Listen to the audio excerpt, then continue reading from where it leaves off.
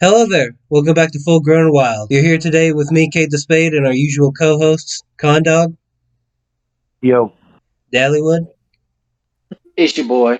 and today we got a very special guest. We got the host of the Triple R podcast here with us today, David. Introduce yourself, buddy. what's going on, everybody? I'm DJ Triple R Podcast. Honored to be here with you fellas, podcasting it up on a good Saturday. Hell yeah. It has been a good Saturday. I It, re- agree. it really has. So, David, Yes, sir. you you were in a life sentence. Yes, What were you sentenced to prison for again? for murder.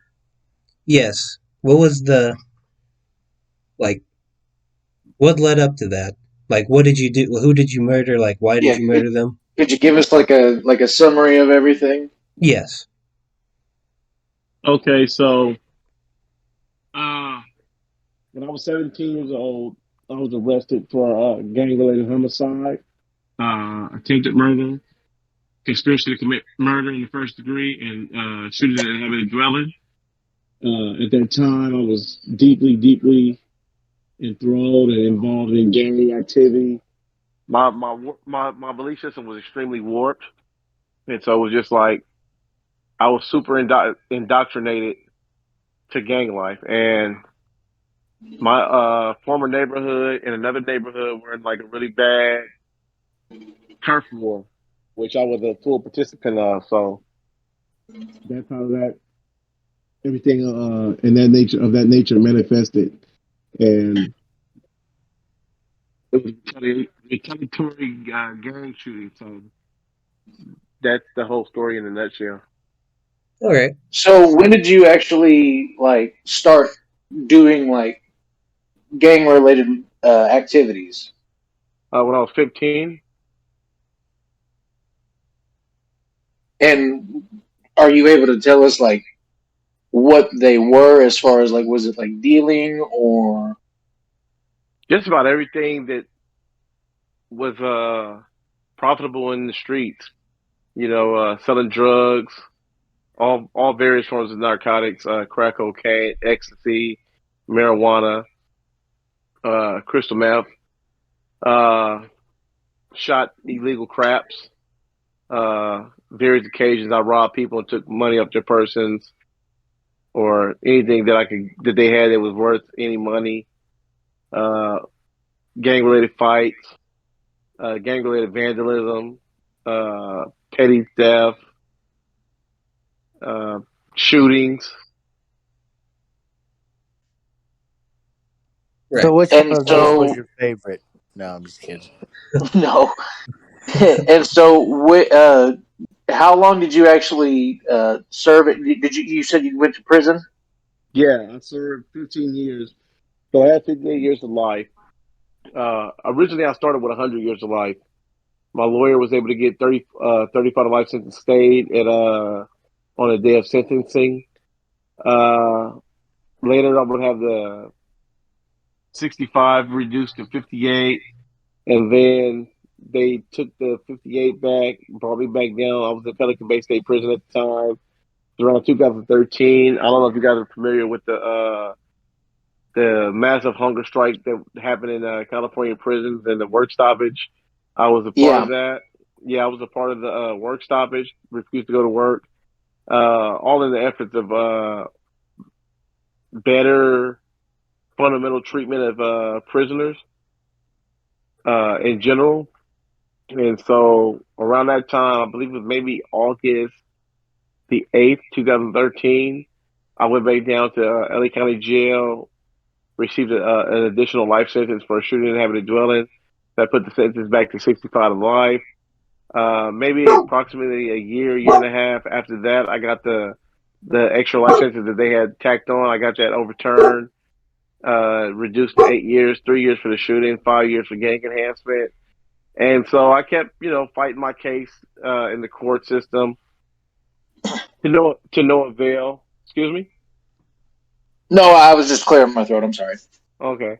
And so I want to say, well, the whole time I was like working to better myself. You know what I mean? Started getting into religion, studying religion, getting a deeper connection with God. Enrolled in college. Eventually, was able to enroll in college.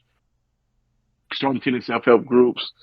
And in the beginning, the self help groups were all about just trying to create a paper trail. We call them chrono chasers in prison. And I heard some stuff in there. It just kind of like hit me with like a ton of bricks.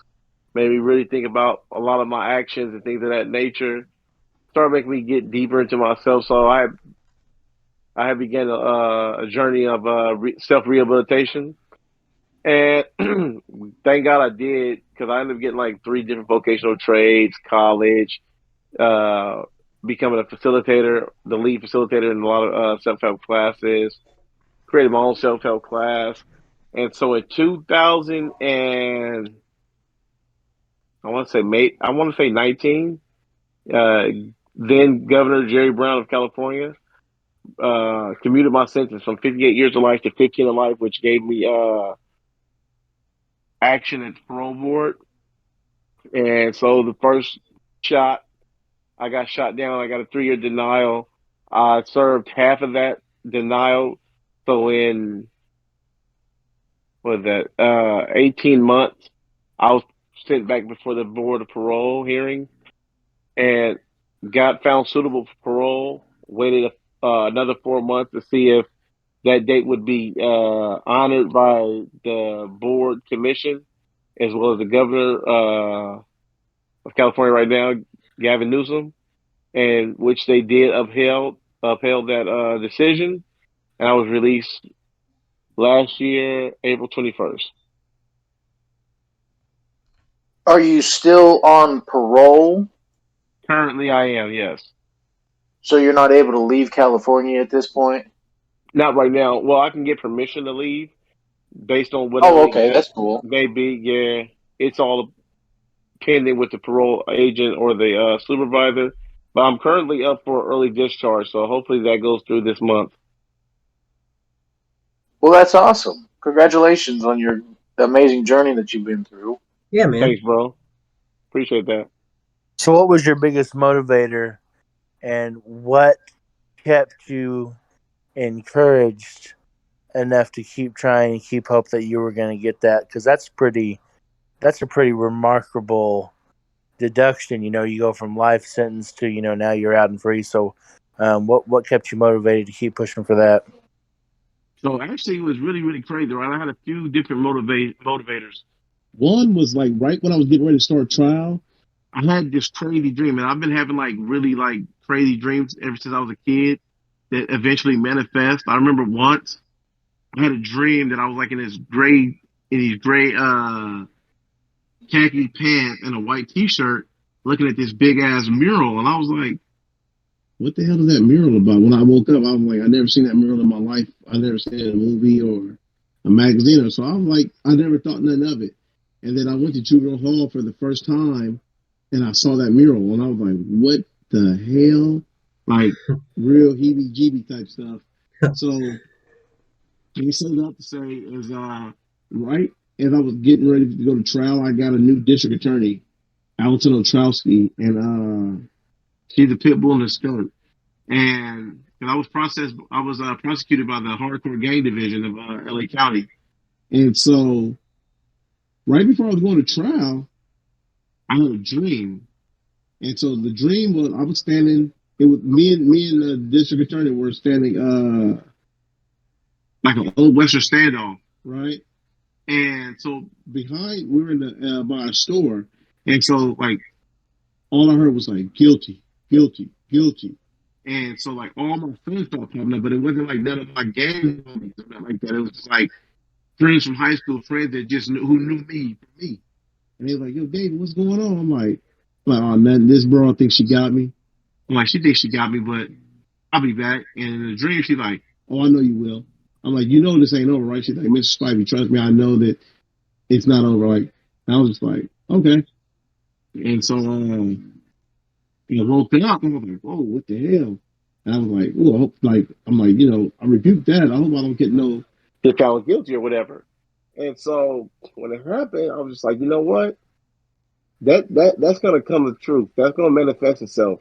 And so I just started getting all my stuff. And then like as soon as I went to prison, my mom died a month and 10 days later.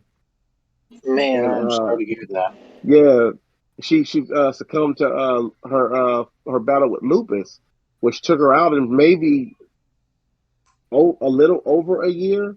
And so I was just like, my prison counselor, Miss McFadden, she was just like, "Don't let your mom's death be in vain." And I was like, "Yeah, well," she like, "You know what I mean by that?" And I'm like, I didn't.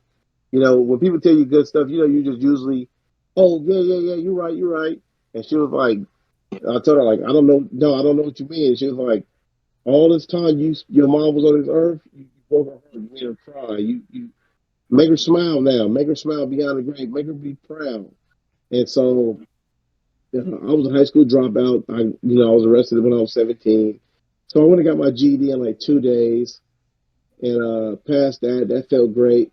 And then I just started just grinding. I was like, you know what? And then a year after my mom passed away, my brother died. And I was just like, dude, your mom and brother, the last days on this earth, you spent them in jail behind something that was meaningless, something that was of no value, or you know what I mean. So I was just like, yo, I got to be a better me.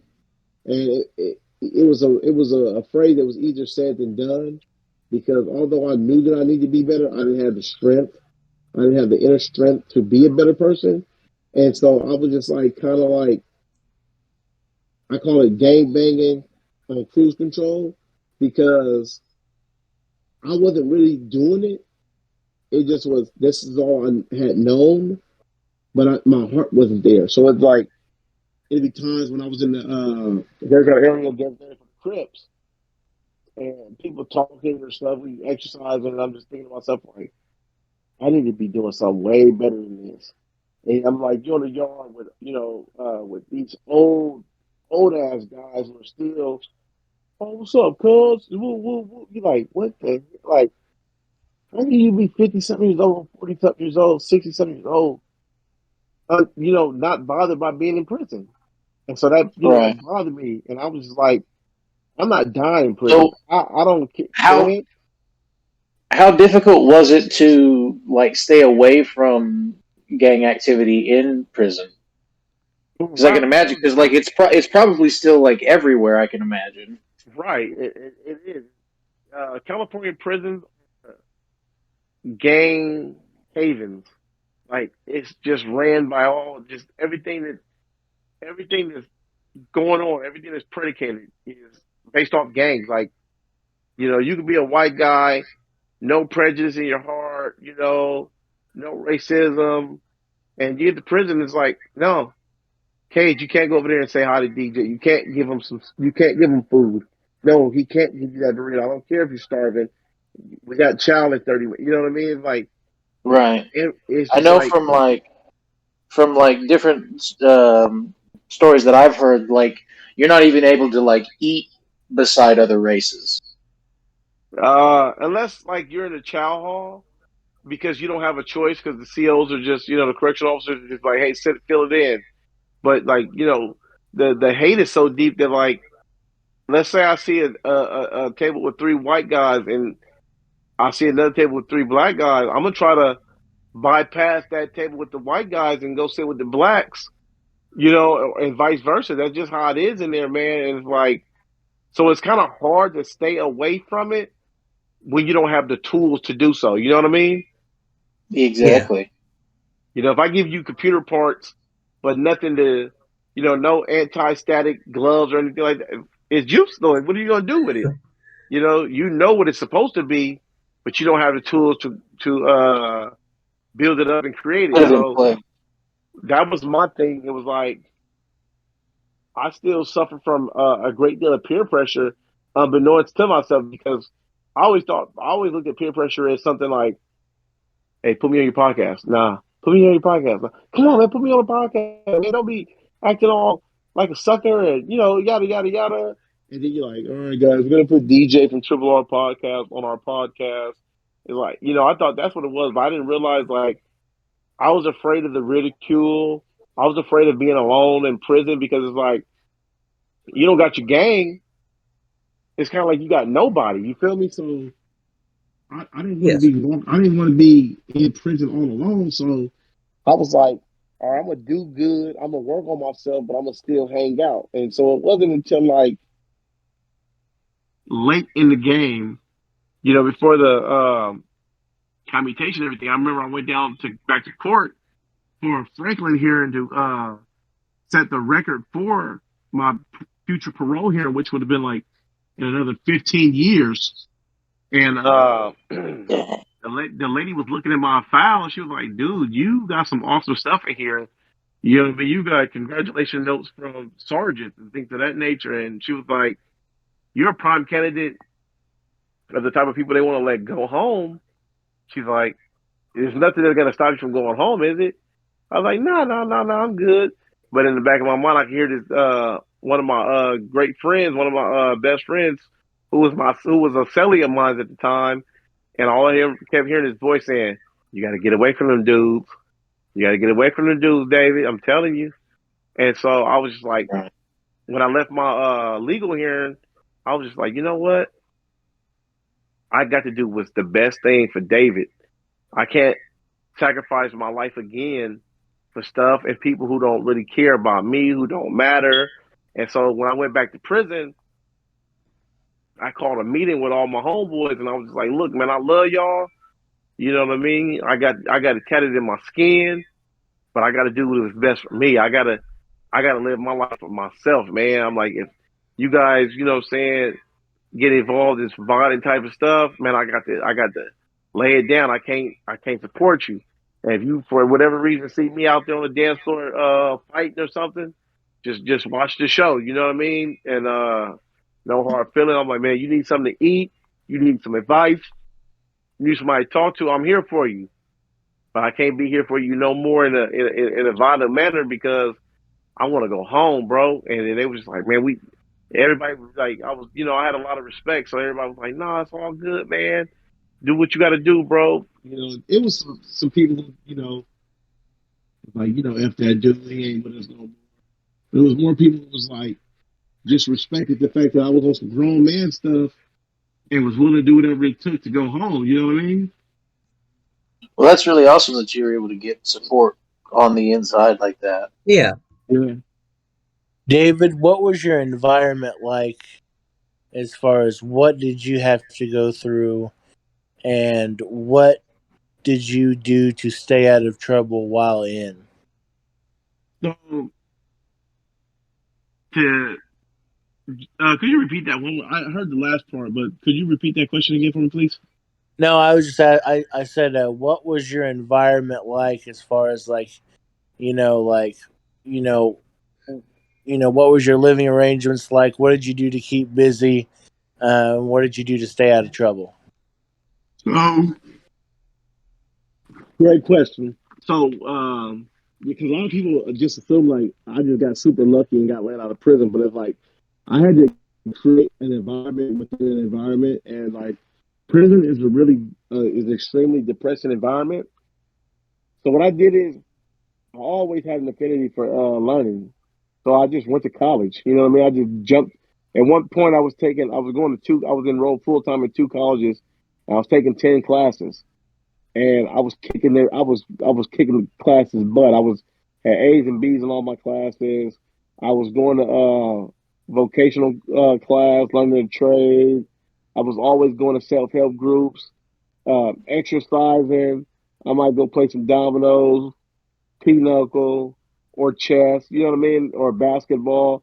I just always kept myself busy because I realized like when I don't have nothing to do, I find things to do, and I've never found really good things to do. You know what I mean? So I just constantly stay in a healthy environment. Like even when I would go to the day room to sign up for the phone, I would take my college books out there with me.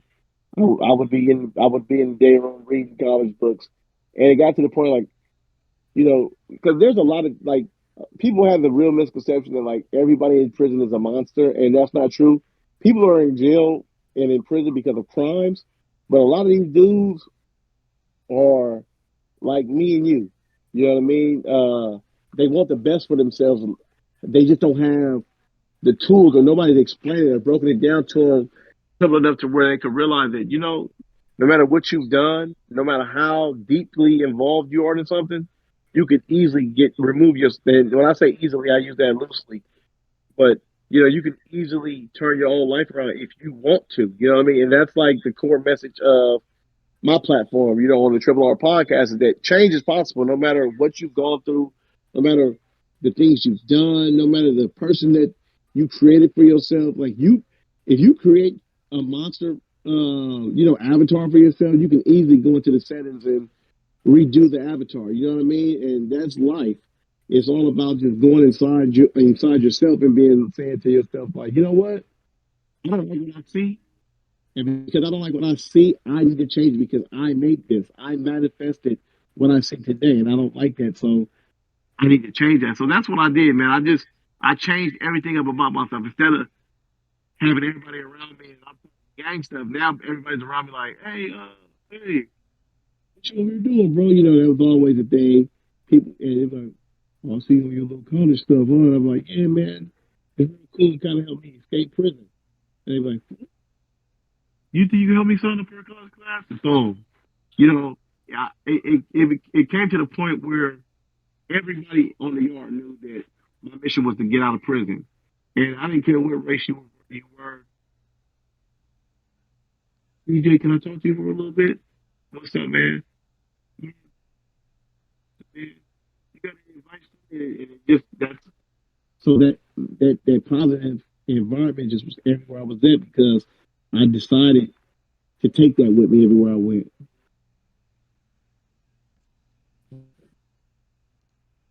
Right. Hello? Okay. Actually, that's what we're going to do. No? Well, that's really great to hear, man, and congrats on you for all your college work and your hard work. Yeah, man, that's Uh, really badass. what's keeping you like, besides your podcast and your message? What kind of achievements are you going for? Outside of prison, like career wise. What are you trying to do? Well, I do want the podcast to be my career. Like I want to like take full advantage of the platform that I have and be able to do motivational speaking. Uh, Eventually launch a clothing line separate from my merchandise. Um, I just really want to like be deeply involved in helping the future of this world. You know what I mean? Like the motivational speak. I always tell people like this: when you kill one person, you alter the course of history forever. But the same way you can murder somebody and alter history, you can help change one person and alter history for the better. You know what I mean? Yeah. So, So oh, that's my goal. that's a really amazing goal, man. So, this might be a heavy question. You don't have to answer it if you don't want to. But on the topic of murder, before you were like charged for it, have you done it before? And what was it like after you took someone's life? Uh, I've shot before, and I remember always saying to myself like, I wonder what happens if I ever shoot at a person or whatever.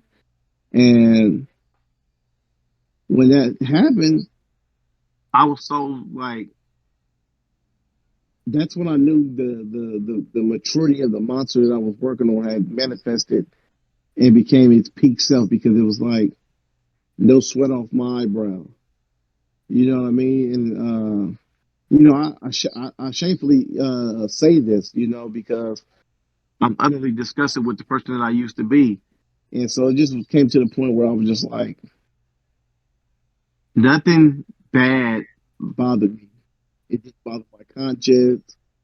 It didn't affect my sleep patterns. Nothing. It wasn't like, "Oh, I gotta get high, man. I can't believe I did." Like it was just like, hey man, what's up with old girl? Like, forget the fact that you just shot at a human being. you know, a few hours ago. So it's just like I was just so messed up, bro, that everything that was right was wrong in my eyes, and everything that was wrong was like gospel truth. If that answers your question. It's like being in that um, in that environment. It kind of just like turns you into a robot and kind of flips everything on as far as the morals on its head. Exactly, Because because you go from caring about disappointing your parents to hoping that you can disappoint them and not your homeboys. exactly.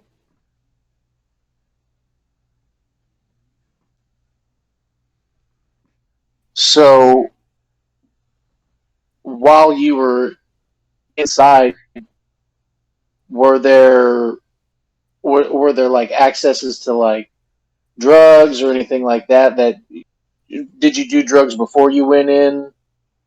And Yeah, was it hard to stay off of that? so I smoked marijuana and drank liquor before I went to jail. I never was into the hard stuff because I had a father that was a drug addict, so I was like, I knew enough about genetics, from science to where I was scared that he might have passed that, addictive trait down to me. And so I always kind of stayed away from the super hard drugs. But prison, dude, you wouldn't even believe that just about any and everything that we can get out here in society, they do have in prison. So there was many, many times where I possessed alcohol, um, tobacco, marijuana, uh, either flowers or the wax itself. And so I stayed high. I'll never forget. Familiar with the man named Scott Butnick? Scott Butnick, I'm No way. not. Okay, so he's a big time movie producer. He produced all the Hangover movies and stuff like that. Just Mercy, just to name a few of his movies. And so he's like really deeply involved in social reform, and he created a nonprofit organization called ARC, Anti Recidivism Coalition. Shout out those guys because they have, do, and continue to work extreme wonders for those that are incarcerated and the formerly incarcerated as well. And so he brought a few guys inside the prison, one of them being Sam Lewis, who's the director right now of ARC. Um, and I'll never forget, they were talking to us and everything like that. And we were meeting inside this chapel at Ironwood State Prison. And as I'm walking out, just out of nowhere, he looks at me and says, "Hey, man, don't be the reason you don't come home." I was like, "No, I'm on it. I'm on it." He was like, "All right, for sure, man, but just remember what I said." And I was like, smoking so much weed, bro. Like, I had a cellie that was like a super weed head. And so he always would go buy weed and he'd be like, "Are you trying to smoke?" And I'll be like, "Hell yeah, I don't gotta pay for no weed. Hell yeah, I want to smoke." And so we would smoke like almost every day, like 2, 3 times a day. And I remember walking out seeing this OG dude named Mad Dog, who was one of my mentors. And I was like, "Man, I'm done. I ain't smoking no more weed, bro." He's like, "What? You off the weed?" He said, "What got you spoke?" I said, "Man," and I was telling him about what Sam Lewis had said, and I was just like, "I don't want to be the reason I don't go home from prison, bro." You know what I'm saying? Like I already know I'm the reason I'm I'm here. trying to get out. Yeah, I don't want to be the. And so I had just stopped smoking marijuana cold turkey. But then I remember getting a cell phone, and I remember talking to one of my best friends, and he was like, and I was like, "What's up, bro?" And he was like, "I thought you was trying to come home." I was like, "What you talking about?" He's like, "Dude, you calling me on a cell phone? I got money on the phone. You can call me what?" Yeah, don't trip. I ain't gonna get caught with this phone. And so I didn't get caught. Almost got caught with the phone once. And when I almost got caught the second time, I threw it in the trash before they came and did their big search. Then I got another cell phone and got caught with that. And it was just like, "Dude, what the hell is wrong with you? You say you want to go home, but And I had my celly. He said some of the realest stuff to me when I got caught with the cell phone. He's like, I was like, yeah, I gotta get another phone, bro. I gotta. And he was like, hey, he's like, let me ask you a question. I'm like, what's up? He's like, why is it that everybody wants you to go home except for you? And that just was like when Kind of hit heavy. yeah, it just hit too heavy, and I was like, you're right. And I just like was like, F that. If I want to get home, go home, I can't have a cell phone. And if I get home, I can have a cell phone that I don't gotta hide, that I don't gotta be scared to get out of you during the night hours. You know what I mean? So Right. So you said you learned some vocational skills. What kind of skills did you learn? I'm certified in masonry, as an auto Oh, body cool. technician and building maintenance. I actually built the house from the ground up. Wait, did you say you built a house from the ground up? I did like I can build a house from the ground up because in the class you have to build a house. And so I built a room, like an actual room that you could go live in. That's badass. You can do all this cool stuff, man. Maybe I need to go to prison. Nah, So, you said you were arrested at 17, right? correct. So from the technology you had then and the technology when you got out, how much of a big difference? How hard did it hit you, and like how much of a difference was it? Dude, you see how I had to message you how to get in this call, you know what I mean, just so I can be a part of the podcast. So, I mean, it was like night and day with the technology because I was always a tech savvy kid growing up. I would play with the computers and figure out things to do on them. Everybody be like, "Well, how'd you figure that out?" I was like, "Oh, I did this," and And so when I came home, it was like I know I get on Facebook and Instagram because of being in prison, but like I didn't understand about like going live on Instagram. I didn't understand. I didn't even know how to upload a video on YouTube. You know what I mean? So and to this day, I'm still working and figuring things out. I go live with followers. Shout out to the Triple R Army. You know, Yeah, many people in the army are like, "Yo, DJ, you got to do this. Hey, you got to do that." You're the one telling me like, "Hey, you got to, download Discord and create a Discord." And so I'm trying to learn how to, create a link so I can sell my merchandise. So sometimes I feel like a 70-year-old guy when cell phones first came out, and they were just like really, really lost. Because there's a lot of times when I'm like extremely lost on how to do things, but I'm learning. right. Like, I want to win so bad that even my knowledge of this new technology is not enough to stop me because, like, you know what? I'll just keep playing with it 5 or 6 times, 100 times. I'll figure out, learn how to, send PDFs off my cell phone, how to download PDFs. And so it's a lot of things that people who've been free their whole lives and evolved with the technology, they'll be like, "You didn't know how to do that?" And I'm like, "Nah," but I have no shame about it because it's like, look, if you're 16 and you can help me, let's go. Yeah, I'm not gonna be like, I'm not learning that from no punk 16-year-old kid. Like, nah. How'd you do that? Show me again. yeah. I never really understood that outlook. Like, oh, you're younger than me. I should be. You can't teach me anything. Like, if you can be touch linked by like somebody younger than you, do it. Who cares? Right. You're better off for it. You're not better off not knowing how to do something and saying Exactly. like, yeah, I don't let that kid teach me nothing. Like, okay, that's pretty stupid. Yeah, just stay like a caveman, bro. Just stay Right. that way. Was it difficult finding a job after you got out? Actually, it wasn't, bro. I got a job 3 days out of prison. I was working in a warehouse and making some pretty good money as a matter of fact. And then I heard about a job fair for my current job, and which is for the state of California. And I was like, okay, let's go try it. And I got hired. Wow.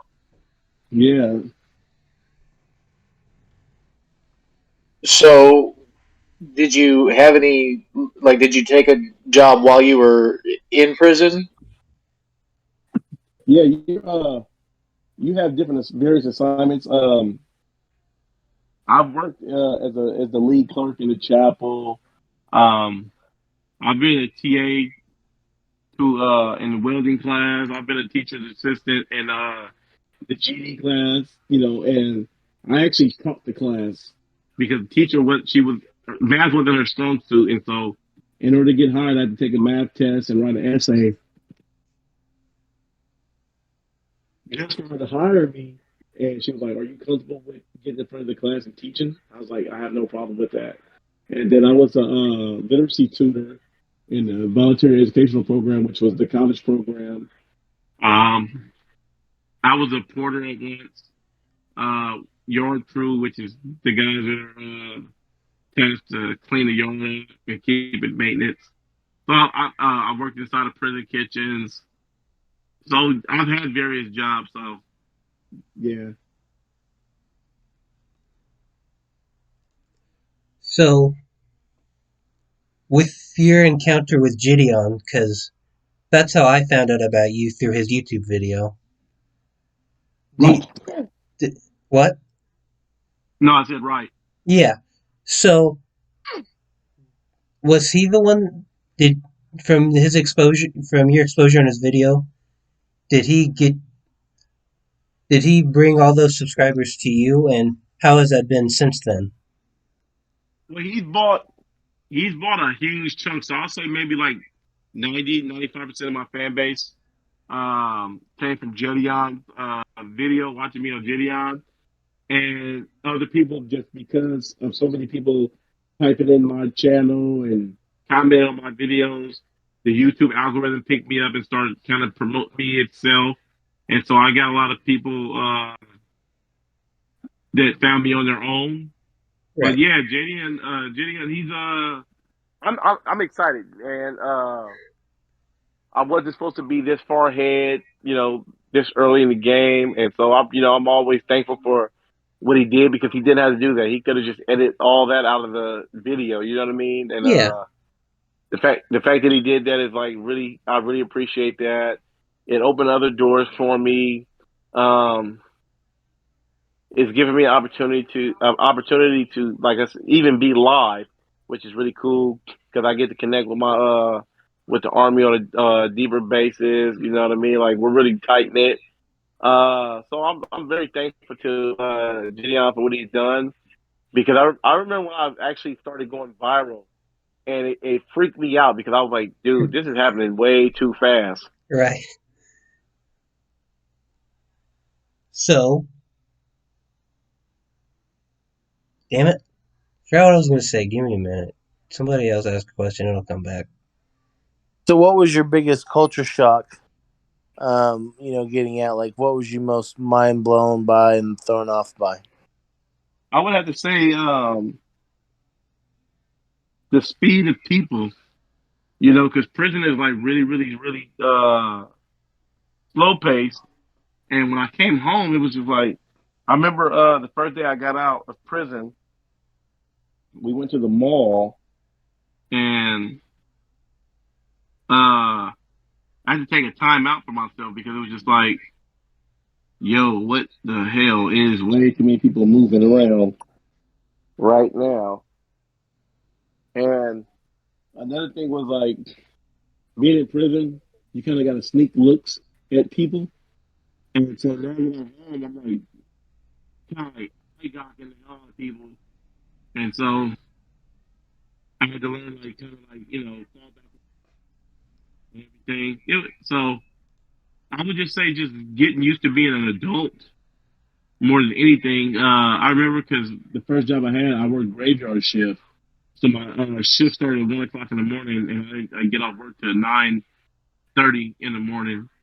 And so I remember I used to be on the phone talking late at night, all the way to like 9 o'clock, and then getting up at midnight and going to work.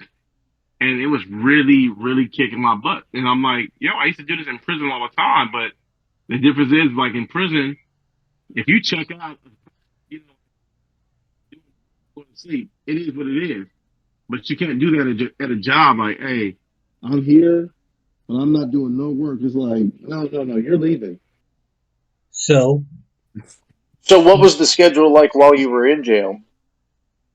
Well, I Like, remember. give us So when I like a what your day looked like every single day. like so when specifically I what was you, yeah, right. So when I was in like vocational classes, I would get up early in the morning, like 5 o'clock in the morning, clean my cell, brush my teeth, get ready for the day, make me some coffee, watch the news. 6 o'clock, they would pop the door for early morning chow for those that had jobs behind the wall.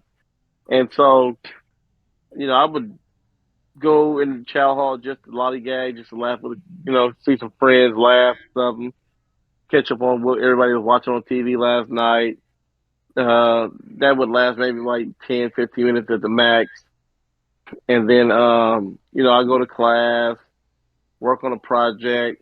When I was a literacy tutor in VEP, that was really cool because I had banker hours. I could go to work when I wanted to go to work and not go to work when didn't want to go to work and still get paid. So that was like really, really, really cool.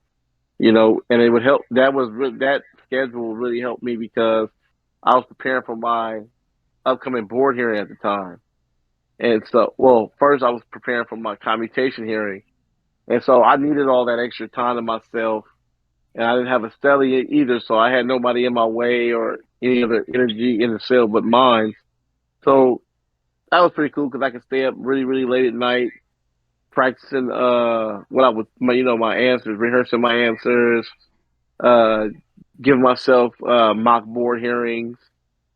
So that was my day. Okay, so after I would get off work, when I was in vocational classes, come back to the yard about 1:30, work out until 2:15, go in the cell real fast and wash up, go to a self help class about 2:15, get out of that self help class at 3:30, go in the cell. Maybe I cook myself a spread or a burrito, or I'll go chat. Oh, what they having for chow tonight? All those little chicken nuggets. Oh yeah, I'm going. Go there about 5:30. Be finished with chow about 5:45. Go to the day room at nighttime so I can sign up for the phone around 6:30. Stay out there playing some games or maybe doing some college work to 8:30, and then go to sleep. Watch go in the cell, watch my TV shows, then go to sleep and just do it all over again like Groundhog's Day. right. So, So, are there any? Oh, go ahead. I'm sorry. you're good. It's just a quick little question.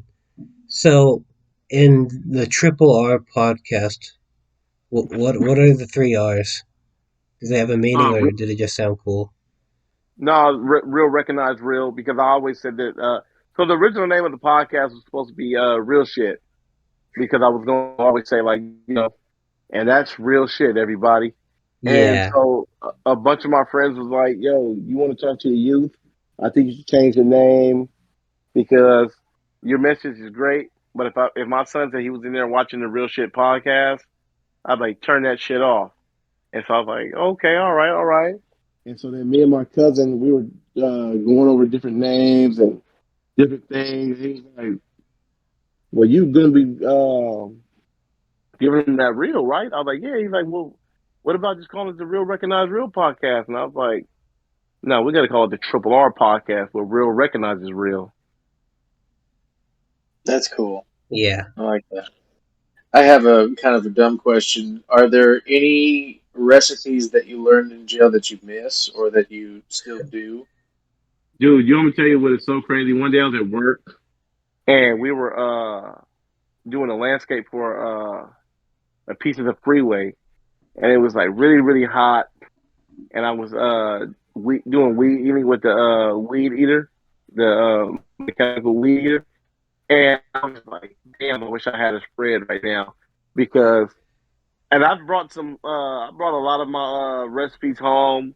My girlfriend, she's like, that's nasty. And then she tried it. She's like, can I have some more? And I'm like, nah, I ate it all. I knew you would say it wasn't gonna be good. And she was like, no, it was really good. Like made prison style fried rice, and so, but a lot of those meals that I ate in there, dude, they were really, really, really good and fulfilling.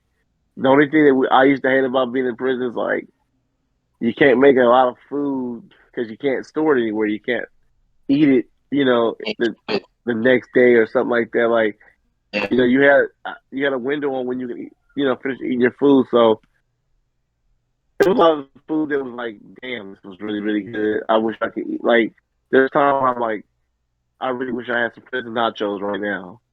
And like, How do you make prison nachos? What is prison nachos? so some people who use rice and beans, but if you're trying to get full and you want to, so what I would do is crush one of the top. Wait, hold on, hold on. Yeah, go ahead and write this stuff down. Yeah, I need to write this down.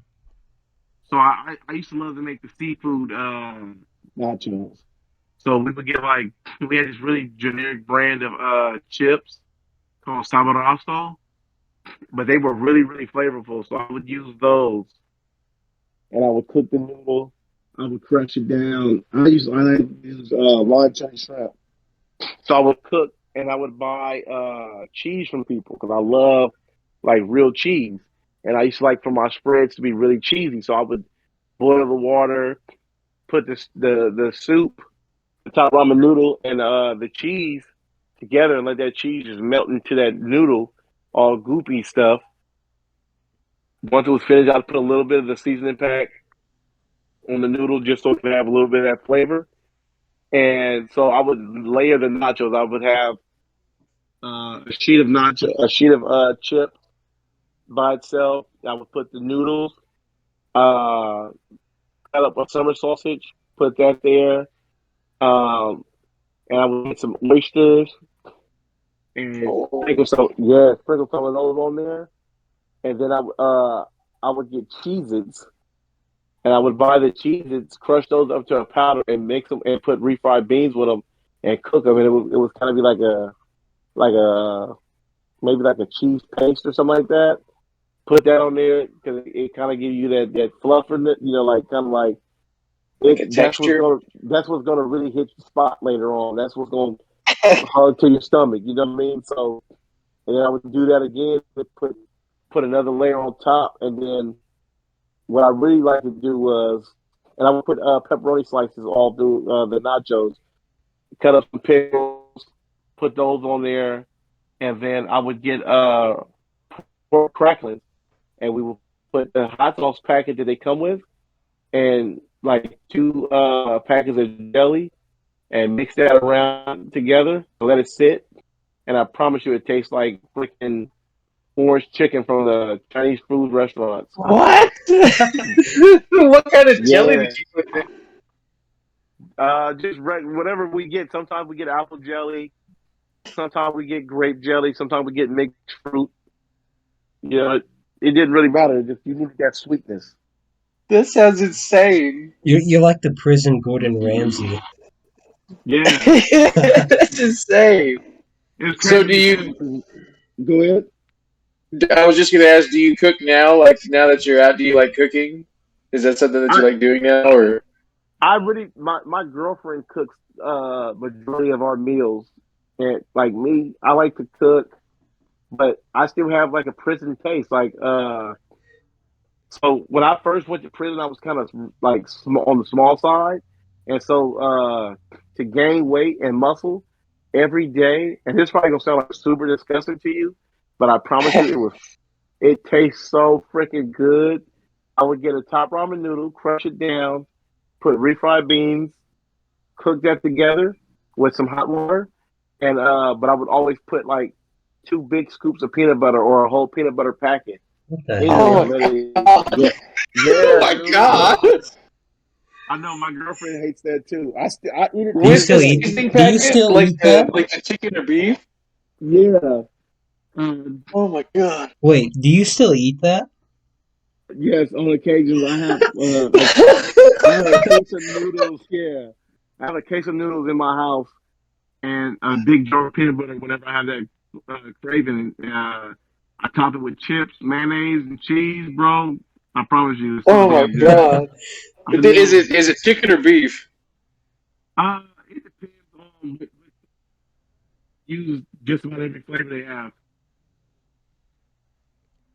So it's like Uh, when people talk about prison wine and how they make it in a toilet, was that true? yeah, that's very true. Can I ask if you've tried it, or do you not want to answer that? No, I've tried it and I've made it. Oh, that's fucking cool. Do you do it with fruit? Yeah, so you get you some, you just need the juice. So, like when I was in county jail, we would save up the apples, uh, put them in like a sock, and then put them inside of a plastic bag and squash them like grapes until they got really juicy, and then we would squeeze the juice inside of a big, a clean, brand new trash bag, and then you would save like the fruit itself and let those rot, and it become your kicker, and then you would need like other sugars to make a strong wine, but it would be really good. And so the part about the toilet is this. So we would clean out our toilets. At least I know for a fact that I did. I would, give me some. Yeah, I don't know about them other son of bitches, but I You had got my some toilet people. clean. Yeah, you got some people who just be like, "Eh, it is what it is." But I would, we had this stuff called borax. It was pretty close to Ajax. I called it anthrax because if it gets in the Kill air, dude, everything. you're in there just sneezing your life away. So I would get that, clean it, or maybe put some Tide or whatever, disinfectants, and clean the toilet bowl out, let it sit a little bit, flush it, and so then when you get your clean water, you kind of sit on the toilet and edge a little bit, like rock up and down, and it would just plunge the toilet all the way to the water, recessed to where it was not in the toilet bowl at all. Then you would put your wine in there, or some people would put their hot water inside the toilet first because we have stainless steel toilets, so they retain the temperature for a lot longer period of time than say a Oh yeah, plastic that makes toilet sense. would. So that's where the whole idea of toilet wine came from, because guys cook the wine in the toilet, but it's not like they actually have the wine sitting inside of a toilet Yeah, like bowl. fermenting in the toilet. Yeah, yeah, it ferments It's inside kind the of hard to get bag. done. So, how long have you been out of prison, and what has you? How have you looked back on your time spent in prison? So I've been out of prison over a year now, going on a year and a month. I've been extremely productive. I've done a lot of things that have allowed me to be in this position that I am right now. I'm always focusing on bettering myself. I'm always focusing on helping others that are around me. You know what I mean? Spread that good energy, that good positivity with others. I'm always looking for ways to better myself as far as learning. Uh, I do a lot of masterminding with my core group of brothers. We're always bouncing ideas for different businesses, dreams, goals, aspirations. We're always so. I'm still keeping myself in that positive environment, and I take it everywhere I go. That's All really right, good, so I've man. got. I just have some lightning round questions, just real quick. So, what's your favorite color? My favorite color is actually black. Hell yeah. Your favorite animal? Ligers. Tigers, like a lion and a tiger mix. Yeah, Nice. because they Your look like something favorite from Dumbledore. season? My favorite season is summer. Your dream destination for vacation? Dubai. And your favorite food? Man, my favorite food would be breakfast food. I can eat breakfast food all the time, no matter what time it is. Bussin'. So yeah, well, guys, it's time we end the podcast here. David, you've been a really amazing guest. This has been one of my favorite David, thank you so episodes much for we've coming. done. Yeah, absolutely. You, I you were. appreciate you guys inviting me on. I'm glad you came on, man. You're cool. You're really respectable, and your message is great. So now that we're here, shout out anything you want to shout out, man. And everybody who has not done so yet, please go follow my YouTube channel, the Triple R Podcast. That's TRIPPLER Podcast. The two P stand for positiveness and productivity, progression and power. They interchange. Uh, I guarantee you will not be disappointed with the content that I create. My lives are extremely awesome. They're safe zones.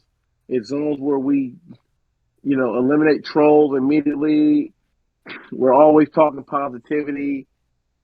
And the actual podcast is coming very soon. I just got my GoPro Hero 10 to start filming. I'm looking for different locations. I'm trying to secure some musical guests to where at the end you guys can do that. The audio podcast will be available on all platforms. If you want to see the actual footage, you would have to subscribe to my premium channel, which is on its way. But it's always, man, it's your boy DJ Triple R. I'm telling everybody to rise and grind and go hard, man. Fight, work above the hate. Just know that no matter what you do, people are going to hate on you and hate you for whatever you're doing, whether you're doing right or wrong. So just do right. To all the youth out there, please use your youth to your advantage and never your disadvantage. Don't think that you're 13, 14, 15, 16, 17 years old, even 18, 19, or 20, and saying, you know what, I'll just get in trouble. And when I'm 30 or when I'm 40, I'll stop. It doesn't work like that. Why not be your best self now? And when you are 30 or 40, you're so far along in life. And if you wait till you're 30, 40, or 50 to be better, and you realize how far behind in life you are. I made a lot of mistakes in my life. I have dedicated my life to the memory of my victim and their respective family. That's why I never say the name. Is out of respect for the family. It's never a disrespect. But I want you guys to know that nothing you have done, will do, or can do can stop you from being your greatest self if you don't want that to happen. So again, it's been an honor to be on this podcast. Thank you guys for allowing me to get my message out. Thank you for the hospitality that you guys shared. And Kay, I thank you for helping me with this technology, bro. Thank you for being a crutch that I can lean on and walk to a new level in this It's no game. it's no problem at all, man. If you have any issues, you can text me anytime. And also, link to the Triple R podcast will be in the description below. And on his premium channel, we're gonna have a little. There's gonna be a little bonus between us on there. So you might as if you love Full Grown and Wild and you loved us talking, why don't you go over there and just be a premium member of Check his? it out. It's going to be busting. It's blessing. So, anyways, it's been great to have you on, David, and we'll see you guys next time. Take care. Bye.